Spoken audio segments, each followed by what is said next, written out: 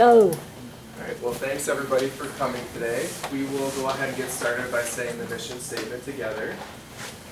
We, the Stoneham Franciscan Services community, in the spirit of St. Francis of Assisi, offer a continuum quality lifetime care services in a dignified atmosphere.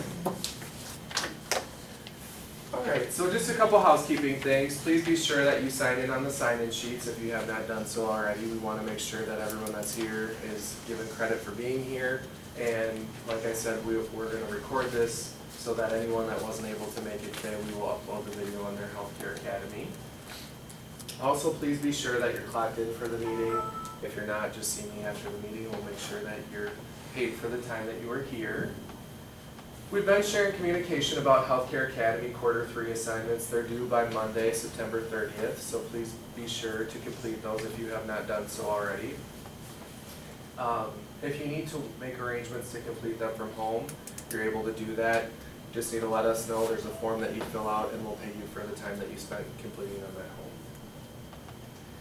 CNAs and CMAs are required to complete 12 credit hours of continuing education each calendar year to maintain their certification, their CNA certification. That's not a new requirement, that's a state of Iowa requirement. And we do schedule between quarter 1, 2, 3, and 4 more than 12 hours per year. So if you complete all the Healthcare Academy and then you come to meetings in addition to those Healthcare Academy courses, you'll far surpass what you're required to have. And then LPNs and RNs are required to follow the requirements of the State Board of Nursing that they have their license issued from.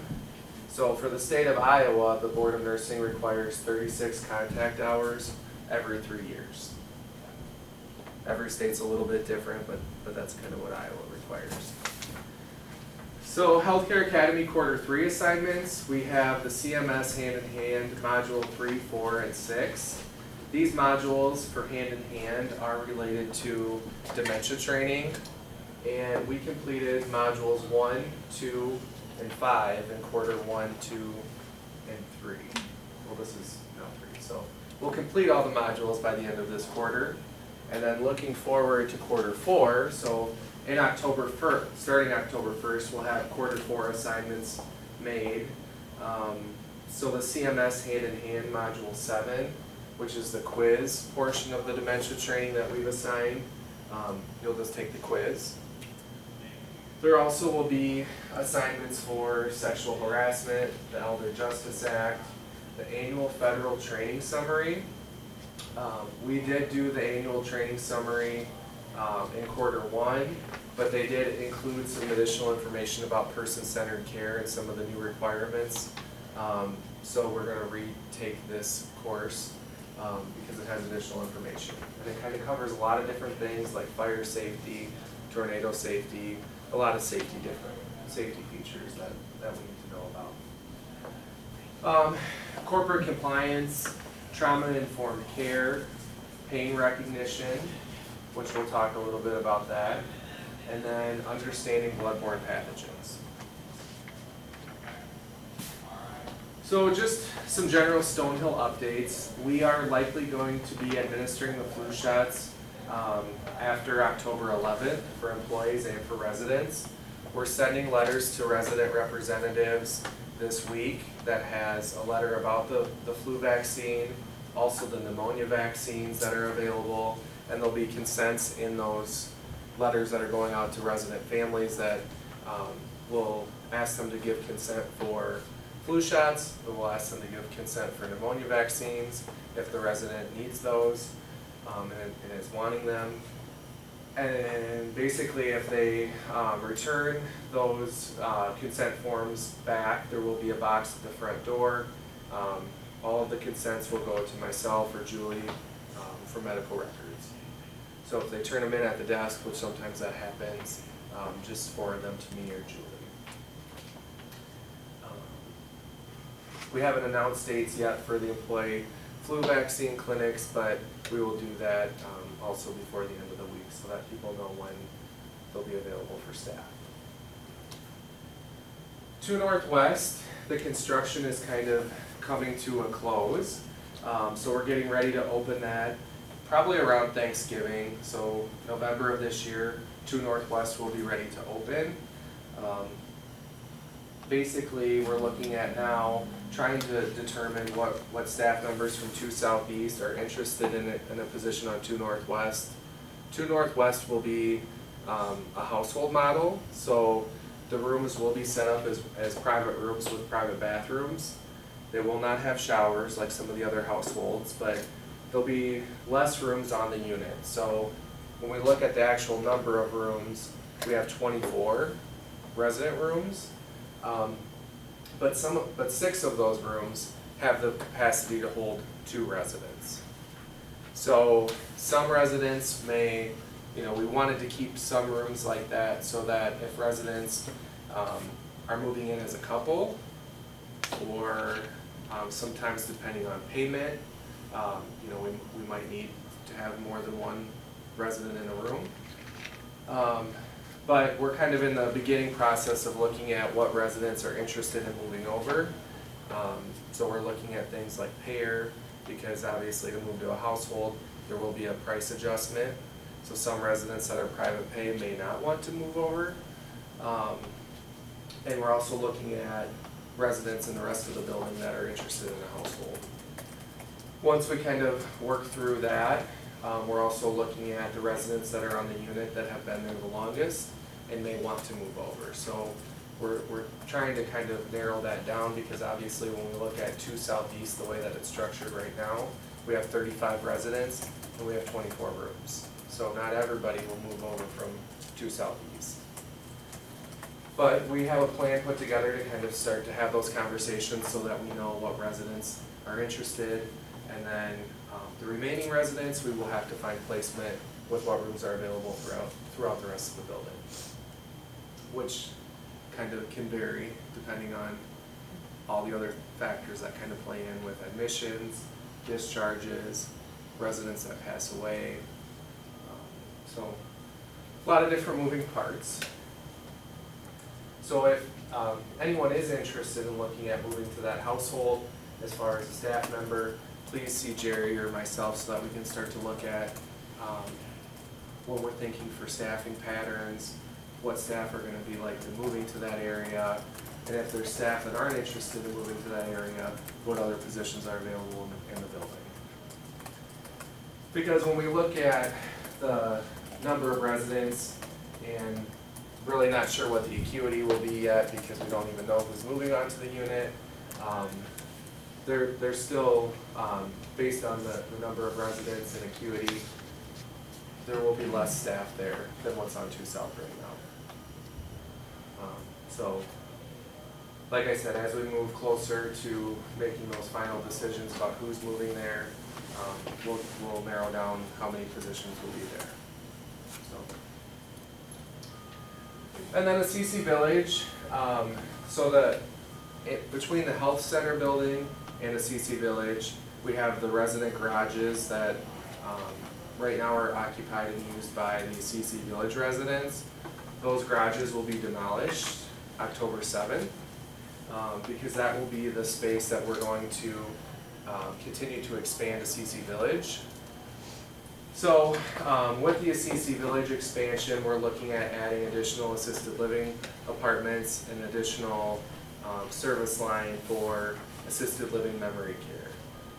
Right now, when you look at our continuum of services on the campus, we don't have that service line, and we've had residents that come in and are looking for that level of care, and right now we can't offer that. But obviously we want to be an all-encompassing campus and be able to provide all the services that are needed for seniors. So that'll be a great addition to the campus once that finally gets kind of going and is started. So that means for us that starting Monday, September 30th, everyone that would park over on this side of the building will now need to park in the back parking lots. Any questions? Well, actually, I said no questions. So, I'm not following my own rules. Okay, so Other updates, we obviously have Gretchen Winger, the nurse practitioner that comes here to talk or to see residents that are associated with the Grand River Medical Group. She has been seeing the post-acute residents for some time, so any follow-up that they need, all of that care would be directed to her until they're off of post-acute care. So instead of contacting the primary physician or their primary provider, everything would be kind of directed and driven through her. Now, in the past, she wasn't really able to see long-term care residents, but she now will see long-term care residents that are acutely ill. So if you have a resident that has a change that maybe is not skilled, or maybe they were skilled, either way, if they're from Grand River Medical Group, Gretchen can see them here if they're acutely ill, which is really nice because that prevents them from going out, and with winter coming up and everything, it'll be nice for them to be able to stay here if they can. So as everyone is probably well aware, we're anticipating our annual survey. Certification cycle for survey for us is 9 to 16 months. So our last survey was May 21st through May 24th. So September 21st, we would have been at 16 months, which is at the end of their certification cycle normally. So obviously they're due to be here any time now. So we're just kind of anticipating them probably being here maybe next week. So I don't know. It'll be, I guess it'll be interesting to see when they finally do come, but they're due any day now, and they have been due. So deficiencies that were cited, that we were cited for last year, they tagged us under F656, duties of a health service supervisor. That was related to dining services. F725, nursing care. This was tagged when they looked at our call light response time. It was greater than 15 minutes, so that was a deficiency. We were cited under F803, which is nutrition and meal planning, looking at resident preferences and meal planning for taking into consideration their choices and preferences. And then F880, which is infection control, which is a pretty broad category. It encompasses hand washing, standards of care for infection prevention, among other things, antibiotic stewardship and all those pieces. But we were tagged there because there was a situation where someone was delivering clean linens to the floor, and clean linen dropped on the floor. They picked it up, didn't wash their hands after they picked it up, and continued to deliver the clean laundry, so that was a concern. So none of these were high-level deficiencies, and we obviously came up with a plan of correction and continued moving forward. And you know, when you look at things, and there's so many regulations out there, and there's so many things that we're responsible to continue doing to make sure that we're in compliance. In a building this size, you know, it's hard to have anything be perfect, and nothing in life will ever be perfect. So I think, you know, we look at these as opportunities to improve. And you know, when we have survey this year, if it's not a perfect survey, which that would be amazing if it was, but it may not be, we'll work through that as it comes, as a team. And I kind of wanted to mention too that knowing what these deficiencies were from last year, it's really important that we do not have a repeat deficiency in any of those areas, because then that makes it a higher level of severity. And then also for annual surveys, so last year they changed the process from traditional process where they come in and they do most of their interviews on paper. You know, there's different things that the way that they pick their sample size.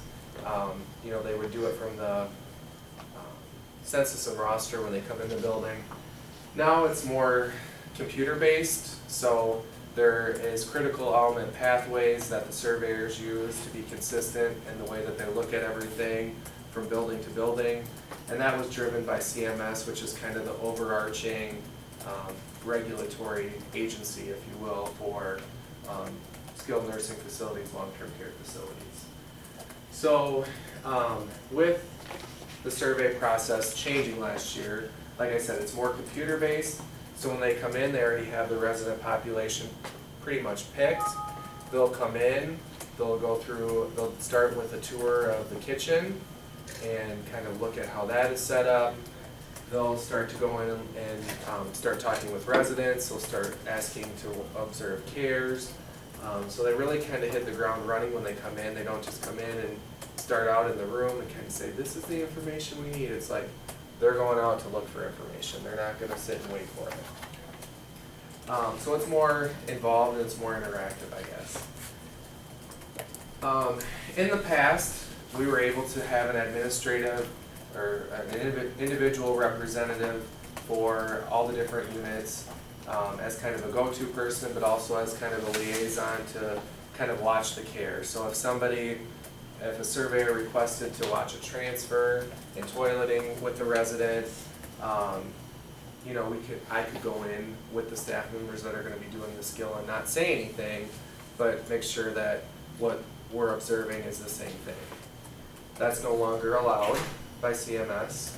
But what is still allowed and what still is preferred is if, you know, a surveyor is asking to observe cares, and as a comfort to obviously the individuals that are performing the skill or performing the duties, you can have someone else from the floor or the unit go with you. So if someone says, you know, I want to observe transfers on John Smith, and even though John's normally a one-person assist in the restroom for toileting, you can say, you know, I'd really like my partner to come with me today so they can kind of help walk me through it. You know, that's perfectly acceptable. So don't feel like you're pressured to have to go and do what they ask you to do right when they ask you to do it. If you need to kind of ask for some additional support, you can certainly do that and are encouraged to make sure that you do that. And kind of that being said, looking at having resource individuals assigned to the different units in the building, we still, you know, obviously they'll continue to ask questions, and we want everyone to be able to have kind of a go-to person. So if there's questions that you have that you'd like to clarify, or questions that the surveyor has that, you know, you're not entirely sure what the answer is, or you want to make sure that it's correct information that you're giving them, you can certainly let them know that, hey, I would like to clarify that. Let me go talk to nurse manager or care plan nurse or whoever, and I'll circle back with you and then circle back with them. So in the different areas, 1 Northwest, we have Amy Jewell, care plan nurse, assigned as kind of the resource there. 2 Southeast in memory care, we have Jerry Morgan, nurse manager. 1 Southeast, Jen Takis, nurse manager. Skilled household, Vicki Kinney, care plan nurse. Lower level household, Rachel Cruiser, who's our resource nurse. 3 Northwest, Cheryl Burkback, care plan nurse. 3 Southeast and 3rd Floor household, Nicole Schappenel, nurse manager. So now is an opportune time, because obviously they're not in the building at this moment, that if anyone does have questions or if there's things that people really don't feel completely comfortable with, now is a good time to ask questions, because obviously when they're here it just adds a whole nother level of kind of stress or discomfort. So now's a good time to kind of talk through some of those things if you're looking to do that. So some tips to help everyone be more successful. You know, it's important that you remember to remain calm and be professional when you're working with the surveyors. Remind yourself of your purpose within the organization. Ask clarifying questions.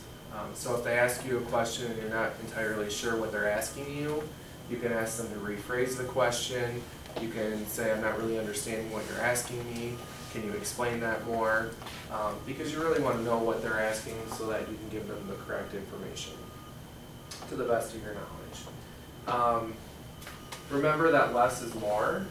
So it's important to be mindful of what you say, because a lot of times they'll ask you a specific question.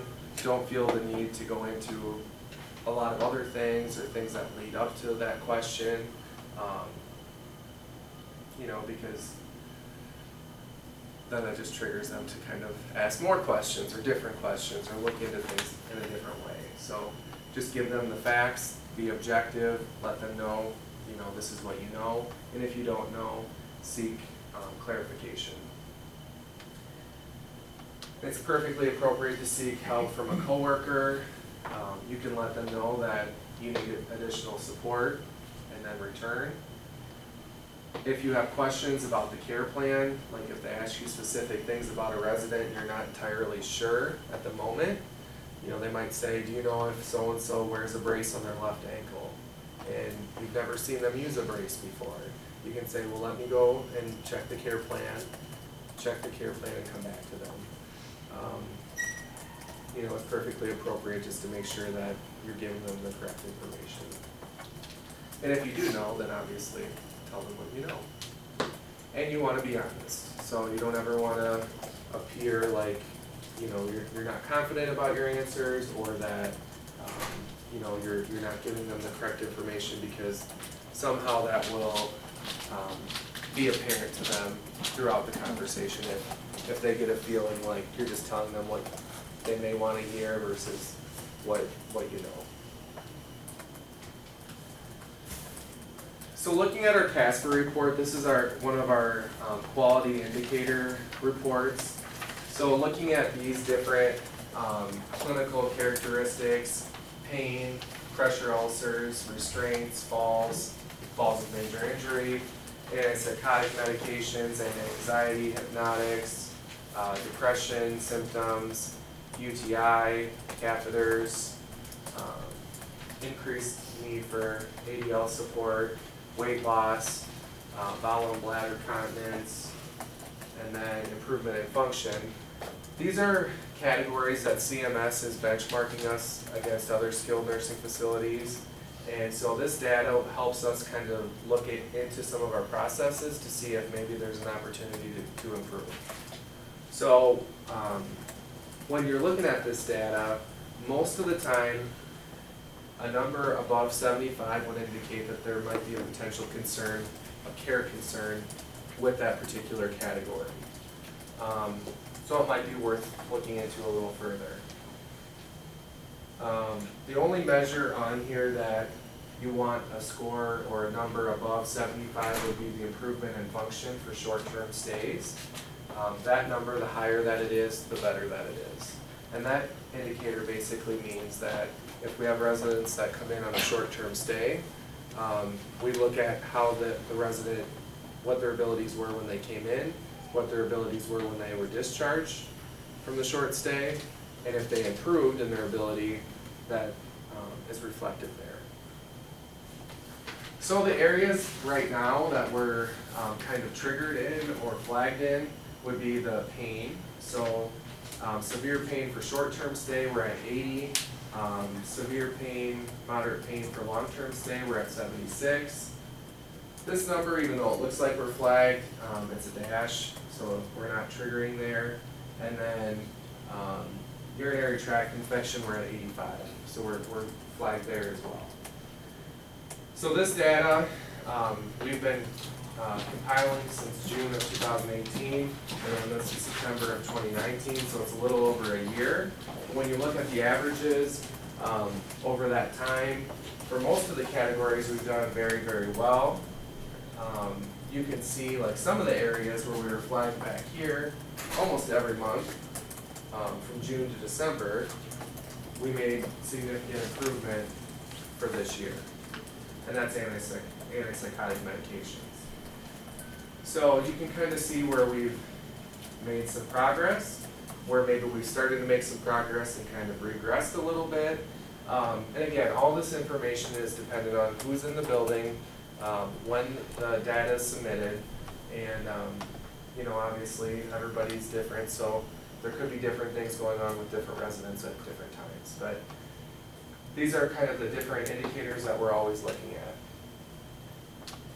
So when we're talking about pain, pain recognition, we decided that we were going to kind of do some additional training at this meeting so that we could help improve our pain score.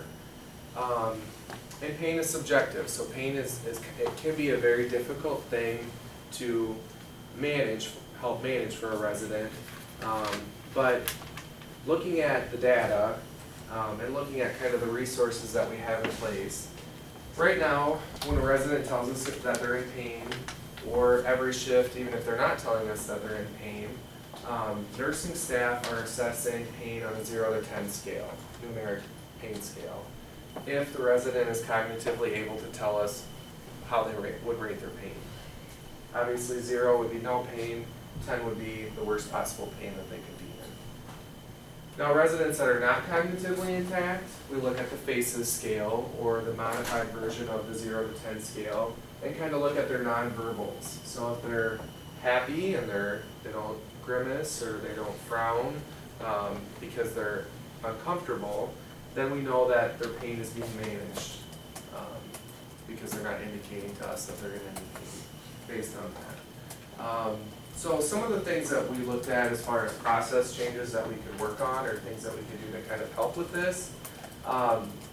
So starting in October, the nurses on the stations had been performing the pain assessments that are required for the MDS, the minimum data set, that we complete quarterly and with changes. And so the MDS nurses are going to begin looking at the pain assessments for the residents that are kind of in their reference period. We'll still collaborate, obviously, with the nurses on the units to help perform some of these pain assessments, but we'll kind of be the individuals that will be looking at having a better understanding of where a resident's pain level is. But that being said, it's really important that before we look at their pain assessment, that we're talking as a group, as a nursing team, at how we can look at a resident's pain. So if a resident is telling you that they're in pain and it's significant, that needs to be communicated to the charge nurse. From there, the charge nurse can look at their different interventions or care plan to see what has been effective for the resident in the past. And maybe if the pain is not being managed, it's a communication to the provider to see if there's different alternative interventions that we could try. So when we're looking at the Casper report, we're looking at that pain interview, the way that this gets flagged, or the way that this information gets to this level, is if the resident reports during that pain assessment interview that they've had a pain score above 4 in the last 7 days, then that will trigger like their pain has not been managed. So when a resident is telling us that their pain is higher than a 4, or they appear like they're higher than a 4 on the FACES scale, and that's what we're submitting, then that makes it trigger that right now their pain is not being managed the way that it maybe could be. And so that obviously is kind of like a little puzzle where you have to kind of look at the individual resident, because everyone has different pain tolerance. Everyone has different modalities that help them with their pain. So that's when you look at the person and kind of come up with a plan to say, we really want to help manage your pain better, and there's different things that we could try to do. What has worked for you in the past? Here's kind of what we're currently doing, and then if that's not effective, then take it to the next step and work with the provider. If at that point, some residents, and you probably know a few, where when you see them, they always tell you, my pain's an 8, and they're not showing you or demonstrating any nonverbal actions that would make you feel or think that their pain is at an 8. But maybe that's when you go back and you say, okay, well, we really want to help manage your pain better. We want you to be comfortable. Here's the way that the pain scale is set up. An 8 would mean that you're in very, very severe pain. At this point, you're telling me that your normal daily routine has not been affected by your pain. So based on that, what is it about your pain that you don't feel is being managed, or how can we help manage that better, so it's a more acceptable level for you. So it's having a lot of communication with the resident, and it's trying to have a better understanding of what does that mean for that individual resident.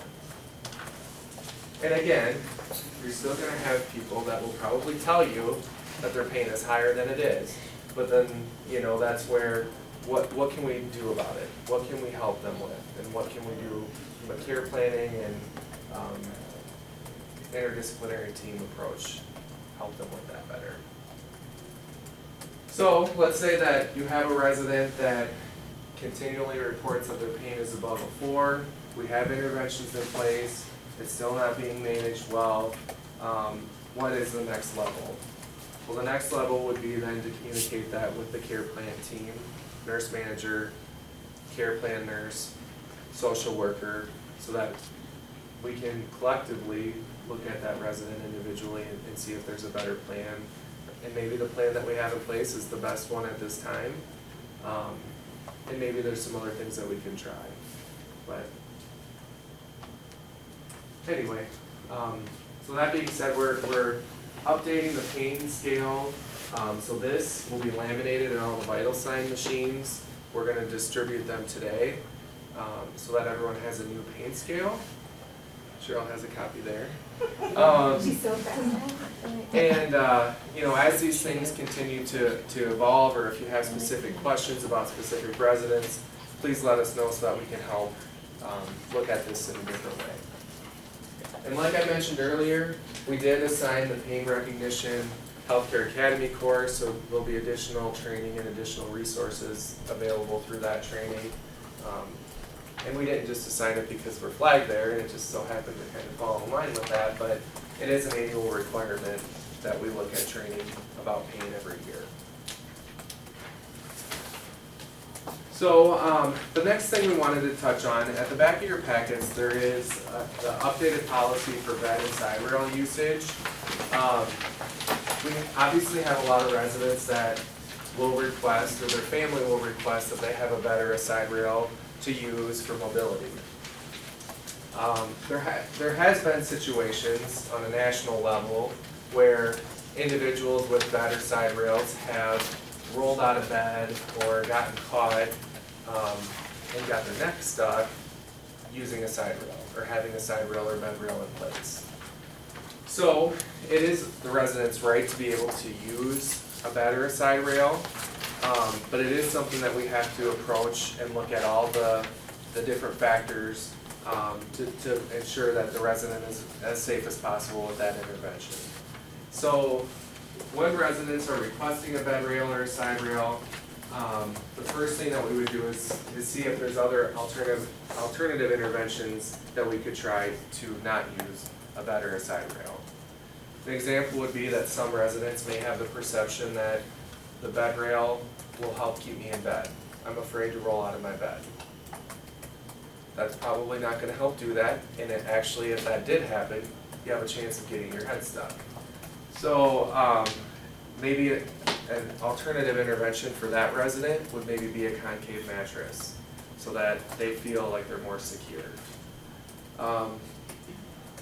Maybe the resident wants to lift themselves up in bed and they can have a trapeze on their bed. That might be an alternative intervention. So we want to try other things before we just jump to the bed rail or the side rail. But if we've tried other things, or other things aren't really an option for that resident specifically, we can look at having them have a bed or a side rail, or both upper side rails, or bed rails.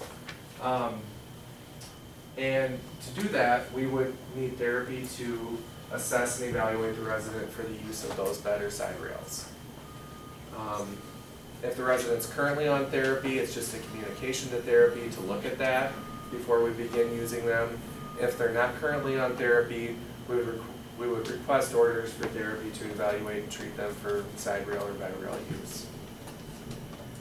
If it's recommended that they can use them and you know, therapy works with them and they're safe to use them, we would require that they would have a consent to have that in place.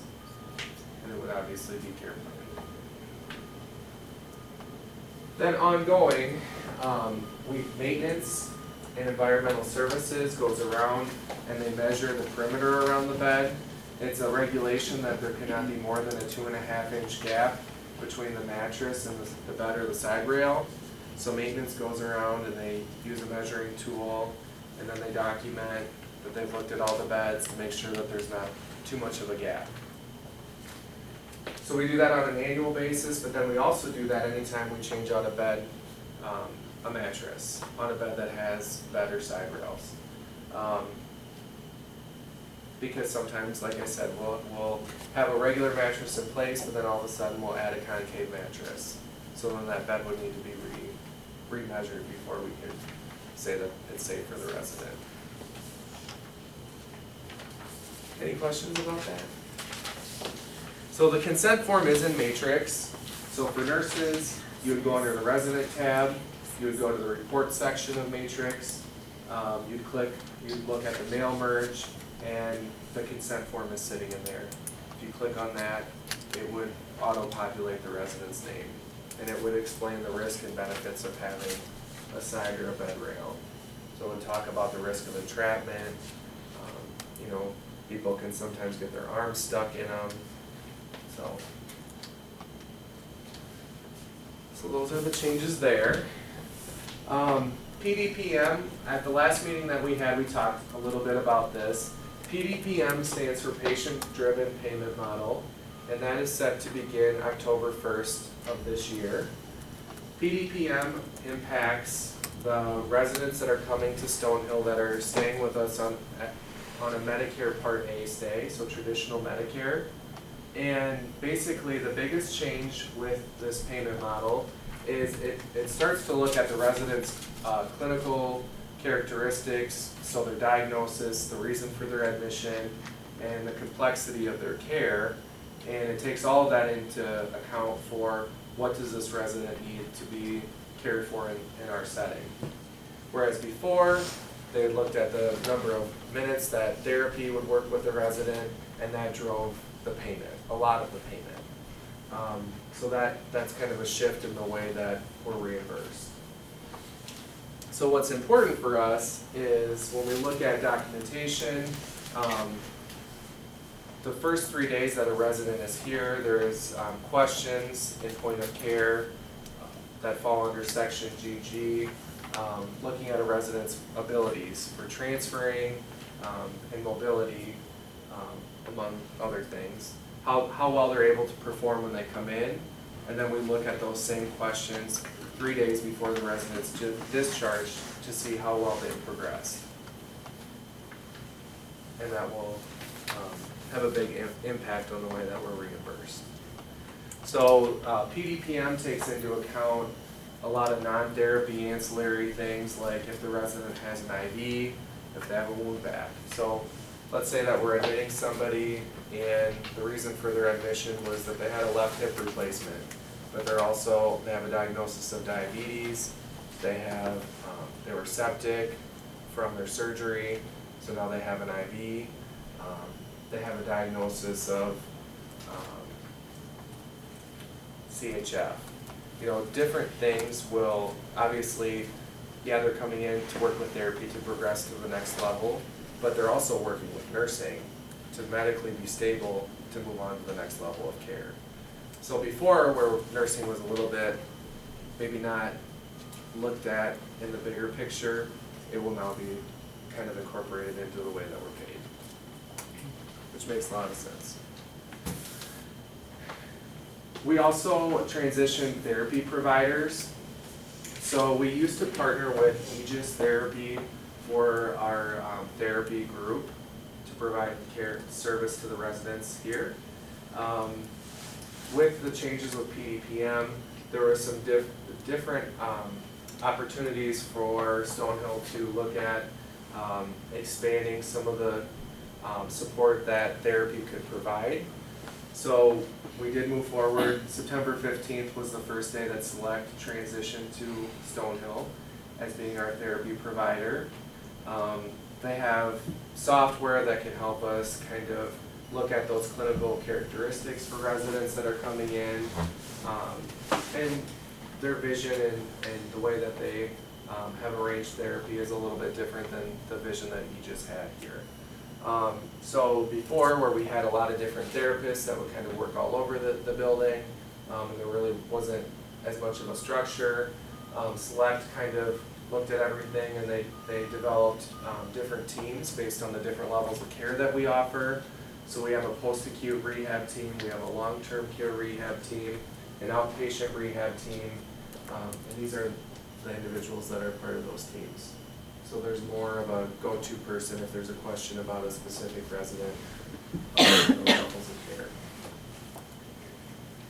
Now for faxing orders for the nurses to therapy, when we have new orders for therapy, all of the desktop or all the fax machines on the unit have been pre-programmed to the new fax number, which is this.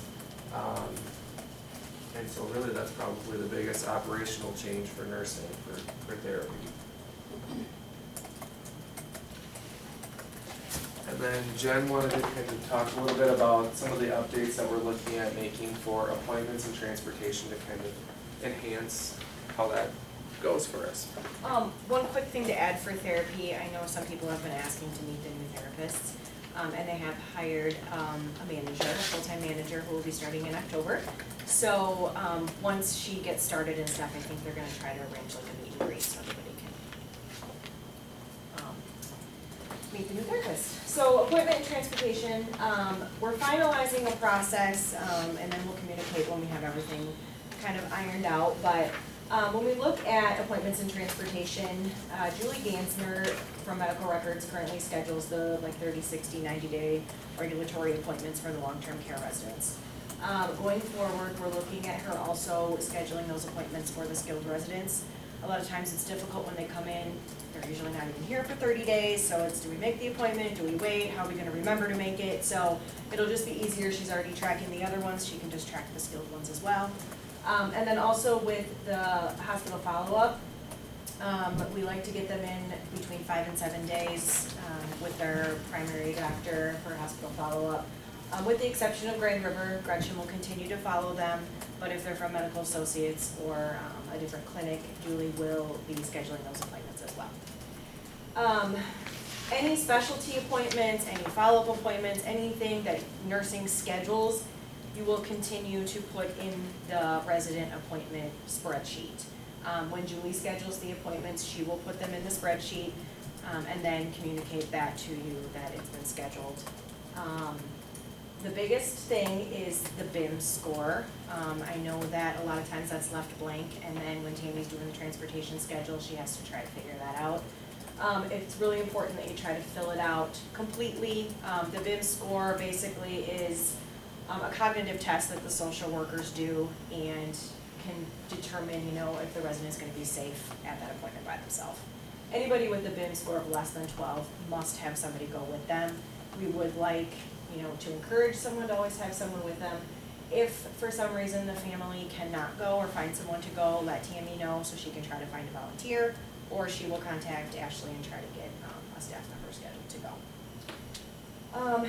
Continue to send transportation requests to the transportation email group. We're trying to finalize how we want that to look. The transportation schedule now is emailed out or sent out to the fax folders, however Tammy does that. We're looking to get it added as a shortcut on the desktop so that you can have the appointment spreadsheet and then your transportation, so that there's not so much back and forth. So when you have an appointment, you email the transportation group, Tammy can update the spreadsheet, and you can pull it up and know right away what the leave time is. So that's the goal. So once everything is finalized, we'll send that out. There's just a few minor changes on the appointment spreadsheet. One Northwest should be up and going the way that it's going to look. So Len is in the process of updating all of theirs. It looks pretty much the same. It's just a few tweaks in the columns and stuff. So I think that's it. All right. So then a couple other updates that we did recently, and this has already kind of been communicated, but we haven't really talked about it as a group.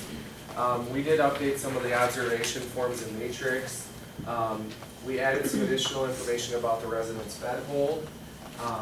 That now includes what the actual fee would be if the resident or the representative did decide to hold the resident's bed if they're in the hospital, if they're admitted to the hospital. It also has some additional information from a regulatory standpoint about what needs to be included there. One thing that we did want to touch on too is that if a resident does go over to a doctor's appointment and they're admitted or sent to the ER and admitted subsequently from there to the hospital, we are still responsible and required to complete a bed hold and send a transfer report just like we would if we were sending them to the hospital, and then call and report to the hospital because when they look at the continuity of care, yeah, we didn't know that they would be admitted from that appointment, but they were still a resident under our care, and we were still responsible for everything that goes on with that resident's plan of care up until that point. So we are still responsible to make sure that that handoff does happen, even if we weren't anticipating it. We also have had a few situations where residents or residents' family members would like the resident to leave against medical advice. We don't have a physician that supports that decision at that moment. So we used to have an AMA form that we kept like in the shared folder. We did add that form to Matrix so that anyone can find it if there's a unplanned discharge AMA. So it's just under the discharge section.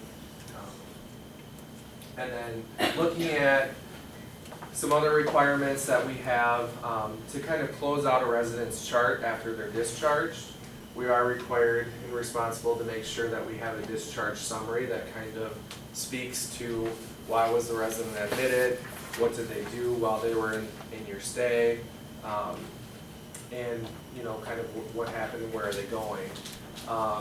So we used to have the discharge instructions and then the death discharge forms, depending on if the resident were to go to another facility or home. And then obviously if a resident passed away, we have separate forms. But then the discharge summary was separate from both of them. So we combined all that information on those forms so that people don't have to go to a couple different forms to fill out what we need to have in the chart. And then just a couple other things that came up at some of the other meetings.